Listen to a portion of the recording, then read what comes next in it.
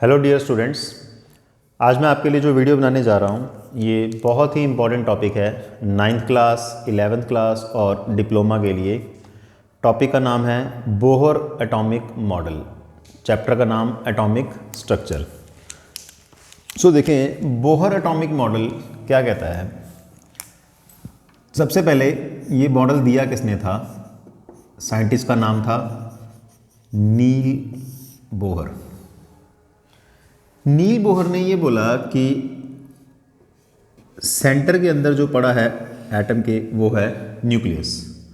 यही same Rutherford ने भी बोला था, बस इसने अलग क्या बोला कि इसके आसपास, न्यूक्लियस के आसपास कुछ फिक्स पाथ हैं, सर्कुलर फिक्स पाथ हैं, जिनका कि इसने नाम रखा ऑर्बिट।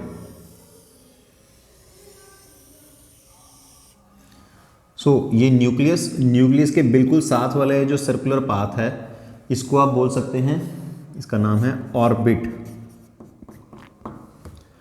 इसका नाम उसने रखा के शेल। ऑर्बिट का नाम है K shell, L M N, इनके एनर्जी लेवल्स कह लो, इनके नाम हैं ये। K shell, L shell, M shell और N shell.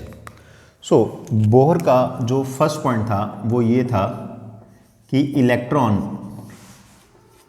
Revolve around the nucleus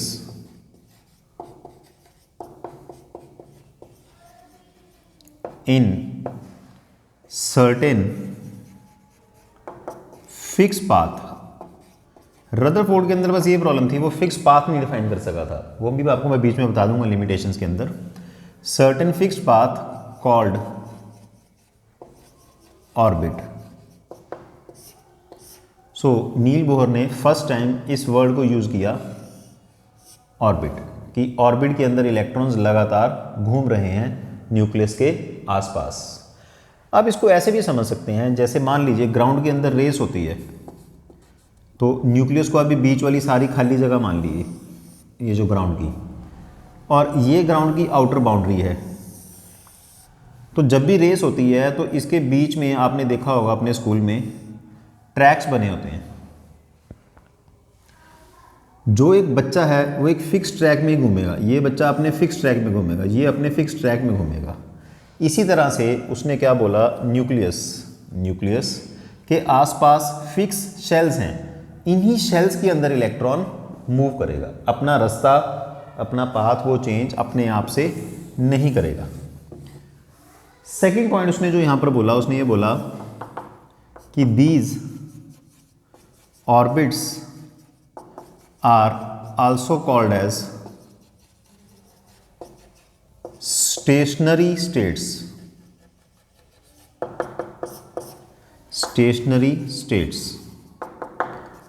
अब स्टेशनरी का मतलब होता है कि कोई भी चीज रेस्ट पे, स्टेशनरी मतलब रुकी हुई, पर यहां पर स्टेशनरी का ये मतलब नहीं है। स्टेशनरी डू नॉट मीन या does not mean that electron is at rest. इसका ये बिल्कुल भी मतलब नहीं है कि इलेक्ट्रॉन रुका हुआ है। इसका मतलब ये है, it only means that energy of electron is fixed in this या in a particular orbit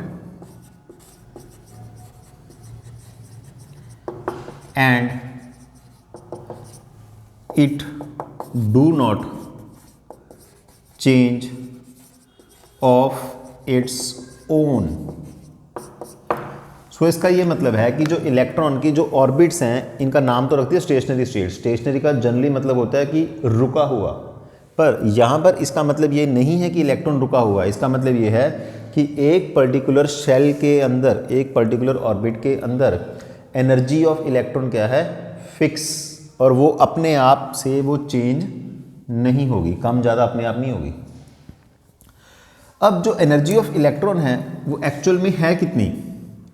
energy of electron निकालने के लिए जो फॉर्मूला है वो है -2π² me4/m²। N square h square into Z square. इसके अंदर पाई तो आपको पता है, M mass of electron, E charge, N कौन सा शेल है। इनको आप ये भी कह सकते हैं n is equal to 1, n is equal to 2, n 3 4। h होता है Planck's constant, h is Planck's constant. और जो z है यहाँ पर z होता है एटॉमिक नंबर। अब अगर मैं इसके अंदर ये सारी वैल्यूज़ पुट कर दूँ, पाई की, m की, e की, h की, तो मेरे पास कुछ और फॉर्मूले आएंगे।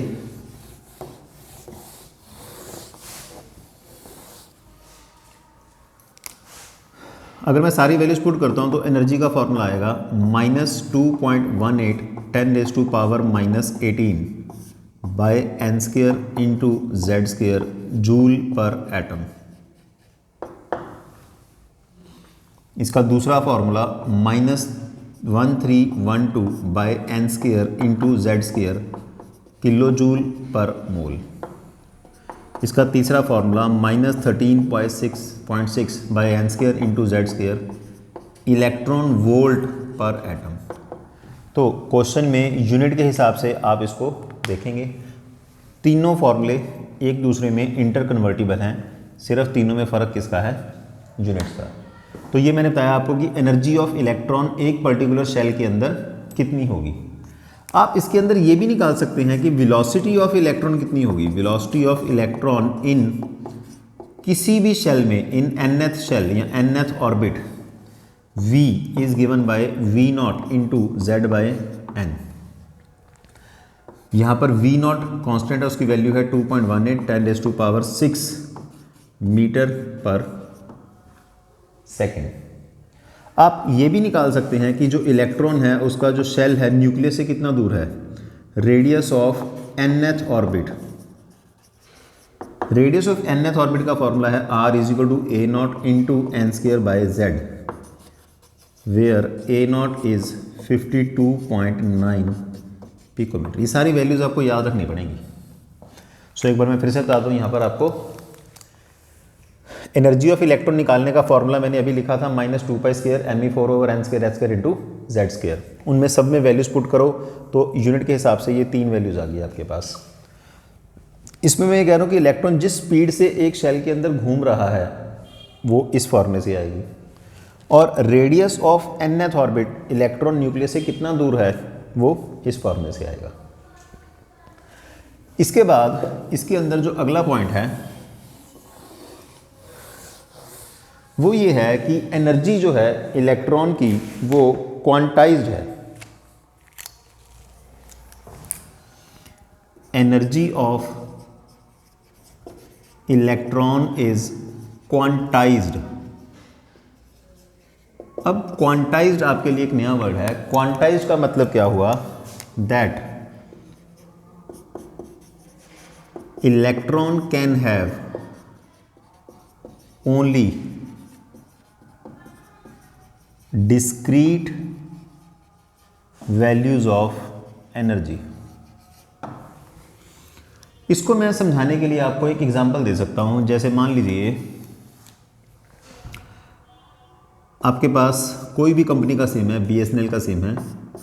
आजकल तो कॉलिंग फ्री है, पहले क्या था, आपको 1 मिनट की कॉल के 50 पैसे देने पड़ते थे।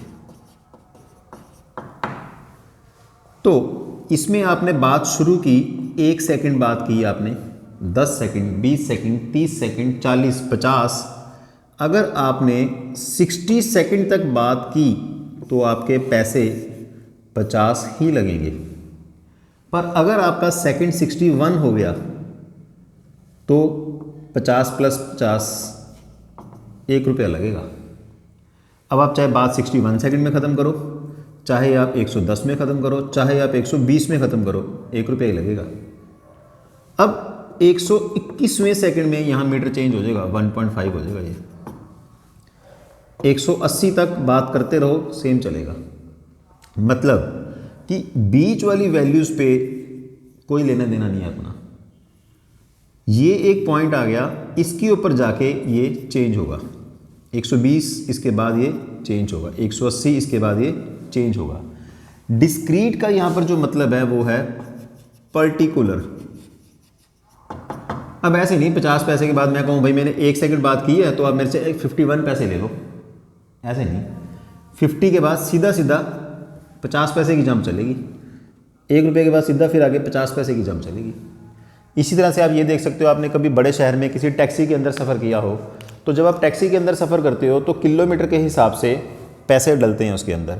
आप 100 मीटर, 200 मीटर, 300 मीटर गए कोई फ़र्क नहीं पड़ता, 1 किलोमीटर या 500 मीटर जितना भी उन्होंने सेट किया होगा उसके हिसाब से डायरेक्ट मीटर जंप करेगा। तो इसको बोलते हैं particular discrete values of energy. मतलब मान लो मैंने लिखा -1312 by n square into Z square kilo joule per mole. अगर मैं बात करता हूँ हाइड्रोजन के लिए, फॉर हाइड्रोजन, हाइड्रोजन के लिए z की वैल्यू होगी 1। अब अगर इलेक्ट्रॉन पहले शेल में है, n1 में है, तो एनर्जी कितनी होगी -1312 बाय 1 स्क्वायर, मतलब -1312 किलो जूल पर मोल। अगर इलेक्ट्रॉन दूसरे शेल में चला गया तो एनर्जी कितनी हो जाएगी -1312 बाय 2 स्क्वायर। ये सॉल्व करोगे मेरे ख्याल से 328 के आसपास आएगा। अगर इलेक्ट्रॉन तीसरे शेल में चला गया तो -1312 बाय 3 स्क्वायर, नियरली 150 के आसपास, एग्जैक्टली तो नहीं है भाई, नियरली 150 के आसपास। इसका मतलब ये हो गया कि अगर इलेक्ट्रॉन पहले शेल में है तो उसकी एनर्जी ये है, अगर दूसरे में है तो ये है, तीसरे में है तो ये है, इसके बीच की कोई भी वैल्यू अलाउड नहीं है। सो इसको बोलते हैं अपन एनर्जी इज क्वांटाइज्ड। फिर 4th पॉइंट है इसके अंदर, या 5th जो भी नंबर बनेगा,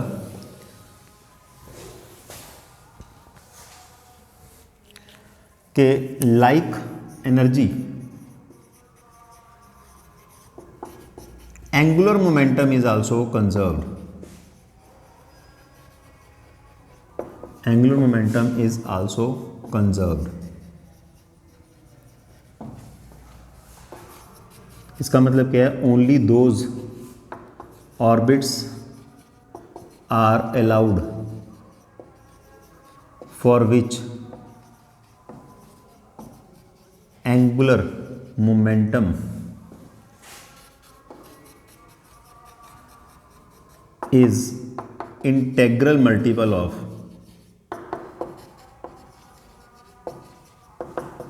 h upon 2 pi। Angular momentum का फॉर्मूला होता है MVR। MV होता है लीनियर मोमेंटम, अगर आप उसको R से मल्टीप्लाई करते हैं तो बन जाएगा एंगुलर मोमेंटम इज इंटेग्रल, मतलब n times h upon 2 pi। आप इसको ये भी लिख सकते हैं MVR is equal to NH cross, H cross means H by 2 pi। Next point इसके अंदर ये है, जैसा कि मैंने आपको पहले स्टेशनरी स्टेट के एग्जांपल में समझाया था कि एक पर्टिकुलर शेल के अंदर इलेक्ट्रॉन की जो एनर्जी है वो फिक्स रहेगी, वो अपने आप कम या ज़्यादा नहीं होगी। पर अगर हम बाहर से उसको एनर्जी दे दें, मतलब ये अपने पास nucleus, first shell, second shell, third shell, जब इलेक्ट्रॉन बिल्कुल न्यूक्लियस के पास वाले शेल में बैठा है, तो जो बिल्कुल न्यूक्लियस के पास वाला शेल है जिसको आप बोलेंगे N1, तो इसको बोलते हैं ग्राउंड स्टेट। जैसे बिल्डिंग में मान लो सबसे नीचे वाली स्टेट ग्राउंड स्टेट। अब यहाँ पर जो इलेक्ट्रॉन बैठा है n इज इक्वल टू 1 में, मैं ये बोलता हूँ कि इसके ऊपर हमने लाइट इंसिडेंट करवा दी। अगर इसके ऊपर लाइट इंसिडेंट हुई तो ये इलेक्ट्रॉन क्या करेगा, उससे एनर्जी एब्जॉर्ब करेगा। जब ये एब्जॉर्ब करेगा तो फिर ये एक्साइट हो जाएगा, एक्साइट होकर फिर ये जाएगा हायर एनर्जी स्टेट में। मान लीजिए ये N3 में चला गया। सो ऊपर जाने के लिए इसको क्या करना पड़ेगा, एनर्जी को एब्जॉर्ब करना पड़ेगा। पर इसमें आपको एक चीज़ और मैं बता दूं कि ज़्यादा देर कोई भी एक्साइटेड स्टेट में नहीं रह सकता, वहाँ पर इसका जो लाइफ टाइम है वो काफ़ी कम होता है, 10⁻⁻8 सेकंड के आसपास। तो इसको वापस आना पड़ेगा लोअर स्टेट में। वो ज़रूरी नहीं है कि N1 में ही आएगा, किसी स्टेट में आ गया, मान लो N2 में। जब वो नीचे से ऊपर गया तो उसने एनर्जी क्या की, एब्जॉर्ब। जब वो ऊपर से नीचे आया तो उसने एनर्जी क्या की, एमिट। इसको समझाने के लिए मैं आपको एक सिंपल सा एग्जांपल दे सकता हूँ। जैसे मान लीजिए आपको अचानक से पता चले कि आपकी रिज़ल्ट आया और आपने टॉप कर लिया। आपने टॉप कर लिया, इसका मतलब आपको कुछ इनपुट मिली, आपकी एनर्जी बहुत बढ़ गई, आप बहुत ज़्यादा एक्साइट हो गए। पर आप एक्साइट कितने दिन रहोगे? 1 दिन, 2 दिन, 3 दिन। भाई टॉप हो गया, हो गया। अब अगला भी तो पढ़ाई करनी है ना अपने को। तो अब 2-4 दिन में आप अपनी एनर्जी क्या करोगे? लूज़ करके अपने नॉर्मल लेवल में आओगे। नॉर्मल लेवल मतलब वही पढ़ाई वाला सिस्टम कंटिन्यू करोगे। सो जब आपको हायर स्टेट में जाना है तो एब्जॉर्ब, जब लोअर स्टेट में आना है तो एमिट। तो इसके अंदर आप ये भी निकाल सकते हो कि चेंज इन एनर्जी क्या होगा। चेंज इन एनर्जी क्या है? En2 minus En1। En2 minus En1 का मतलब ये हो गया कि इलेक्ट्रॉन जब नीचे पड़ा था यहाँ N1 में, यहाँ पर उसकी कितनी एनर्जी थी, जहाँ वो गया वहाँ पर कितनी एनर्जी हो गई, तो कितनी एब्जॉर्ब की, इन दोनों का डिफरेंस। ये समझ आ रहा है आपको? इलेक्ट्रॉन N1 में है, N1 से एब्जॉर्ब करके वो गया N3, N4, N5, कहीं भी गया वो, जहाँ तक वो गया तो वहाँ तक जाने पर उसकी एनर्जी वहाँ कितनी हो गई। एक तो ये पॉइंट है, और एक ये है कि वहाँ तक जाने के लिए उसको बीच में कितनी एनर्जी देनी पड़ी, वो क्या है? Change in energy, delta E. So En2 minus En1 में आप वैल्यू पुट करो, जहाँ से इलेक्ट्रॉन गया, जहाँ को गया आप निकाल लोगे चेंज इन एनर्जी। इसी के अंदर मैं आपको एक और पॉइंट बता दूं, अगर मान लीजिए मैं ये कहता हूँ कि इलेक्ट्रॉन आयोनाइज ही हो गया। आयोनाइज होने का मतलब क्या होता है कि इलेक्ट्रॉन निकाल दिया। निकालने का मतलब आपने आयनेशन एनर्जी की डेफिनेशन सुनी होगी, आयनेशन एंथैल्पी की, कि it is the amount of energy required to remove the most loosely bound electron from the outermost neutral isolated gases system. तो आपके पास यहाँ पर जो इलेक्ट्रॉन पड़ा है उसको मुझे बाहर निकालना है। बाहर निकालने का यहाँ पर जो अपन मतलब ले सकते हैं वो ये है कि इसको लेके जाना है अप टू इनफाइनाइट लेवल, इस न्यूक्लियस की पहुंच से दूर। तो जो En2 है वो क्या हो जाएगा? E infinite minus En1। अब ऐसा सपोज किया जाता है कि जो इलेक्ट्रॉन न्यूक्लियस के लेवल से दूर चला गया, वो न्यूक्लियस के लिए समझो आप एग्जिस्ट नहीं कर रहा। कोई अगर मान लो मेरे लिए एग्जिस्ट नहीं करता, कोई बंदा किसी भी शहर में रह रहा है, वो जितना मर्जी इंटेलिजेंट हो ना हो, मुझे क्या लेना देना है। तो मान लीजिए वो मेरे लिए क्या है? 0।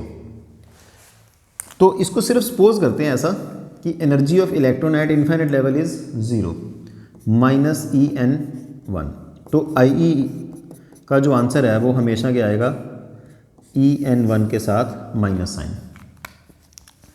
अब इसके अंदर आपको एक और पॉइंट मैं बता दूं, जो हाईलाइट होने वाला पॉइंट है वो ये है कि जो इलेक्ट्रॉनिक एनर्जी है, आपने 3 फॉर्मूले लिखी है, तीनों के अंदर मैंने माइनस लिखा होगा, इज ऑलवेज नेगेटिव।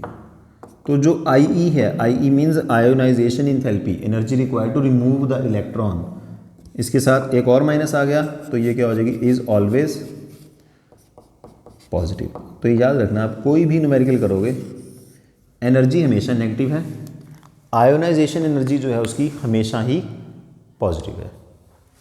तो ये हैं कुछ बोहर के मेन पॉइंट्स। अब इसी के अंदर मैं आपको एक चीज़ और बताना चाहूँगा, जो एक और क्वेश्चन साथ में ऐड हो जाता है, वो है यूज़फुलनेस ऑफ बोहर मॉडल। मतलब बोहर मॉडल ने क्या क्या चीज़ें हैं जो अच्छी तरह से एक्सप्लेन की। देखो, बोहर ने जो चीज़ अच्छी तरह से एक्सप्लेन की वो थी stability of atom. Stability of atom इसने किस तरह से एक्सप्लेन किया? रदरफोर्ड इस चीज़ को एक्सप्लेन नहीं कर पाया। रदरफोर्ड ने तो ये बोला था, जो मैंने आपको पहले बताऊंगा बीच में, कि न्यूक्लियस के आसपास जो है इलेक्ट्रॉन घूम रहा है, पर जब वो घूमता है तो वो एनर्जी लूज़ करता है। उसका पाथ लगातार क्या होता है? छोटा। उसका पाथ छोटा होते होते इतना छोटा हो जाएगा कि इलेक्ट्रॉन न्यूक्लियस के अंदर गिर जाएगा। ये रदरफोर्ड इस चीज़ को एक्सप्लेन नहीं कर पाया अपने पॉइंट को कि इलेक्ट्रॉन स्टेबल कैसे, मतलब एटम स्टेबल कैसे होगा। पर रदरफोर्ड ने क्या बोला कि इसके अराउंड क्या हो रहे हैं? फिक्स पाथ हैं जिनमें इलेक्ट्रॉन घूम रहा है। जब फिक्स पाथ हैं, उसके अंदर एनर्जी फिक्स है, तो एटम क्या होगा? स्टेबल, क्योंकि वो अपने आप ना तो एनर्जी लूज़ करेगा ना ही वो एनर्जी गेन करेगा। इसके अंदर आप क्या कह रहे हैं? लगातार वो एनर्जी लूज़ करेगा तो उसका पाथ इतना छोटा हो जाएगा, अल्टीमेटली इलेक्ट्रॉन न्यूक्लियस में गिर गया। इलेक्ट्रॉन न्यूक्लियस में गिर गया, एटम कोलैप्स, खत्म। इस केस में इलेक्ट्रॉन की एनर्जी फिक्स है, शेल फिक्स है, तो वो न्यूक्लियस के अंदर गिरेगा ही नहीं, तो एटम क्या हो गया, स्टेबल। दूसरा पॉइंट इसके अंदर, इट हेल्प्स टू कैलकुलेट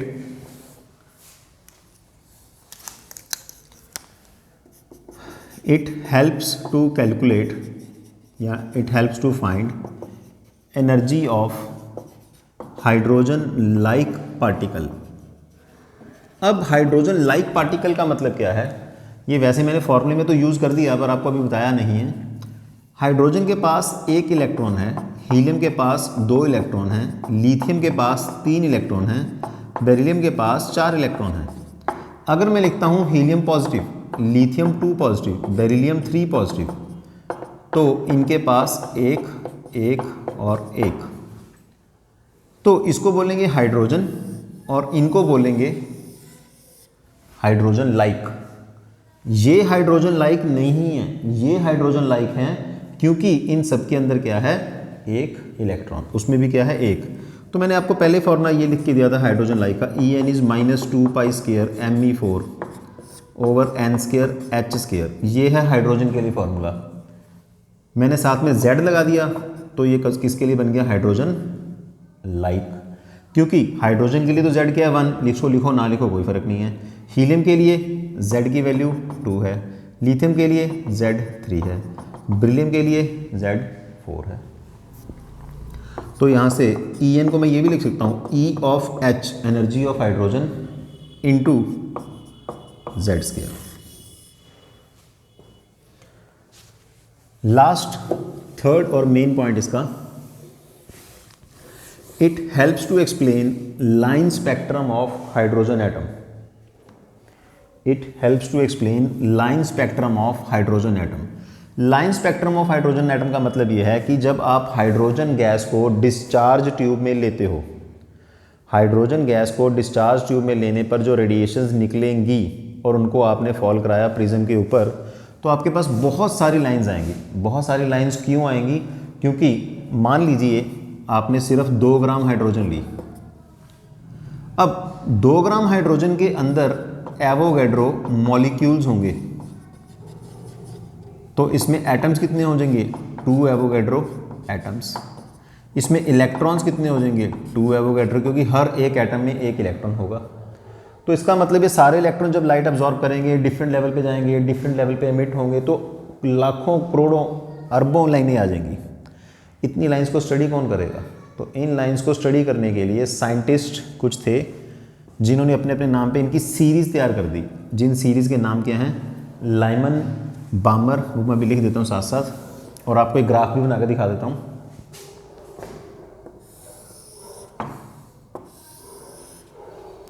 जैसे जैसे आप ऊपर की तरफ जाएंगे गैप थोड़ा थोड़ा कम होता रहेगा। गैप कम क्यों होता रहेगा,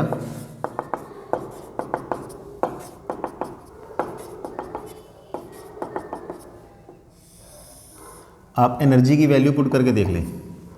इसके अंदर एनर्जी होगी -1312, इसके अंदर थी -328, इसके अंदर हो जाएगी -150, 51 के आसपास, इसके अंदर 90 के आसपास रह जाएगी।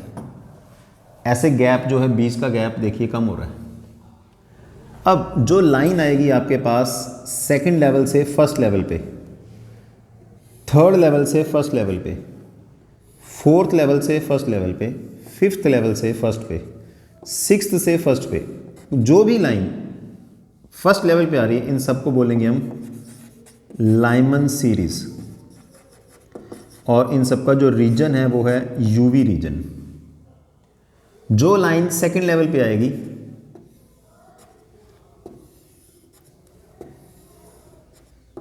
इसको बोलते हैं बामर सीरीज, एल साइलेंट है यहाँ पर, बामर सीरीज, और ये फॉल करती है विजिबल रीजन के अंदर।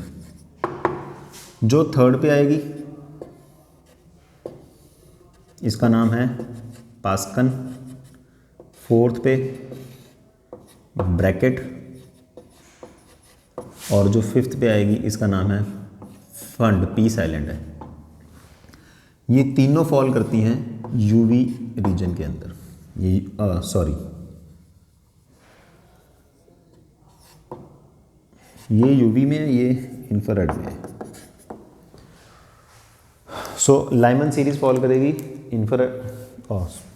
सॉरी उल्टा हो गया, लाइमन सीरीज फॉलो करेगी यूवी में, सही लिखा था, ये फॉलो करेगी इंफ्रारेड के अंदर। तो आपके पास ये टोटल 5 तरह की लाइंस हैं, Lyman series, Balmer series, Paschen, Brackett and Pfund. जो भी पहले लेवल पे आएगी उसका नाम लाइमन और रीजन है यूवी। इसके अंदर रीजन विजिबल और लाइन का नाम बामर। पास्कन, ब्रैकेट और फंड, इन तीनों का रीजन क्या है? आईआर। तो इसमें एक और क्वेश्चन ये भी आ सकता है कि n = 6 से टोटल कितनी लाइंस आ रही हैं? n = 6 से अगर मैं सारी लाइंस को काउंट करूं तो 5 इधर हैं, 4 इधर, 3, 2, 1, तो इसका आंसर आएगा टोटल 15 लाइंस। सो अभी तक जितना मैंने पढ़ाया इसके अंदर आपको 2 क्वेश्चन बन सकते हैं। एक कि एक्सप्लेन बोहर मॉडल, दूसरा explain usefulness of Bohr model. यहाँ तक के काम में अगर आपको कोई भी डाउट हो तो आप मुझे भेज सकते हैं। Thank you.